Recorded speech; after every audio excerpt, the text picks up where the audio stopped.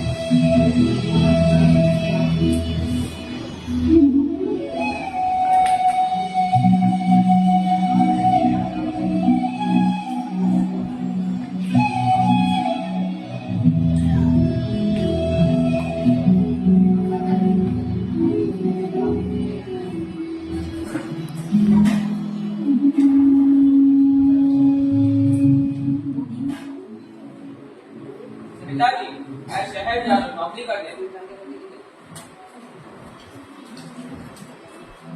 बेटा, जाने से पहले मैं तुम्हें कुछ समझाना चाहता हूँ। जी पिताजी, बोलिए। बेटा, घर की दुर्दशा तो तुम देख ही रहे हो।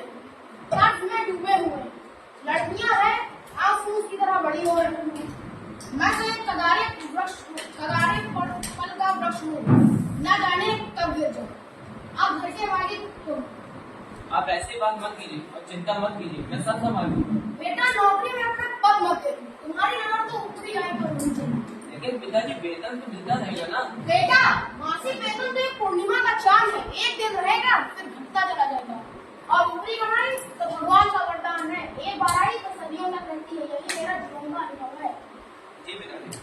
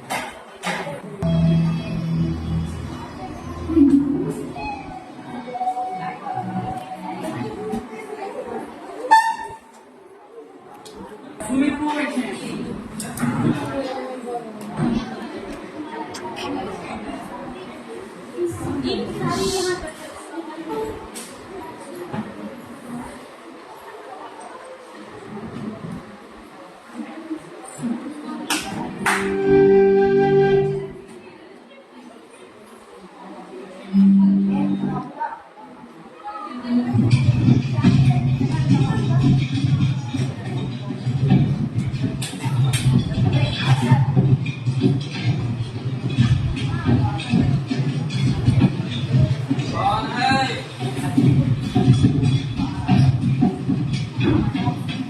कौन है? पंडित आलोक के आदमी है, दादा है वाले। कहाँ जा रहे हो? कानपुर। इन बोरियों में क्या है? भूखे हो गए हो? हम पूछे बोरियों में क्या है? कुछ नहीं, आता ले जा रहे। आटा ले जा रहे इतनी रात में? इधर ला ले। कुछ नहीं है साहब। कुछ नहीं, कुछ तो होगा इसमें।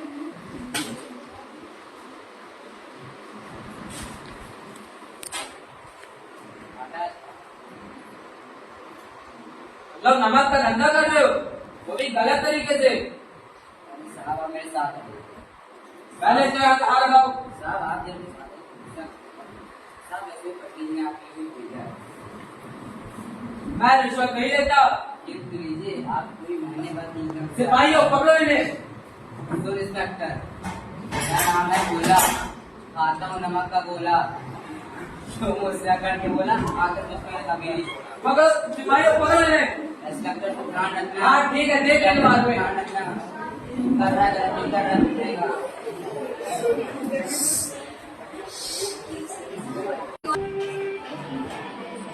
नमस्कार। नमस्कार और आपको भी नमस्कार। आइए आलोक दीदी, बैठिए।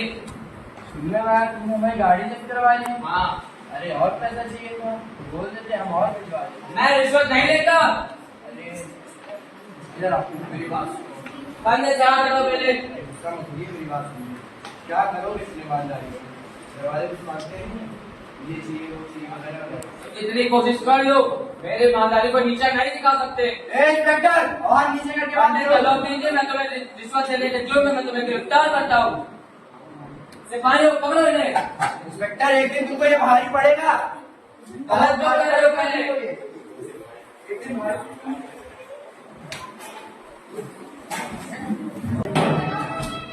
गांव वाले दुखी हुए, पिता ही क्रोधित। तो पता चला कि वंशीधर को नौकरी पिता क्रोधित हो गए। क्रोधित पिता अपने पुत्र के इंतजार में लगातार घर के बाहर उसका इंतजार करते रहे, लेकिन वंशीधर अभी तक घर न पहुंचे थे। चिंता इस बात की भी कि वो कहाँ चले, और क्रोध इस बात का कि उन्होंने पंडित अवोध देश से मोल क्यों दिया।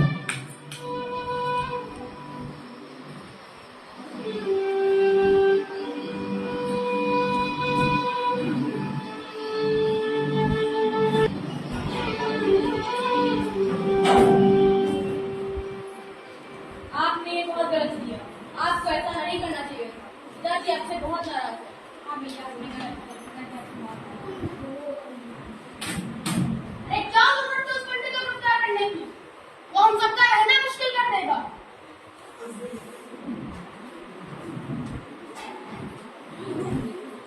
पिताजी हमने जो किया सही किया, वो बेईमानी बहुत करता था। अरे तुमने सही करना क्यों समझा?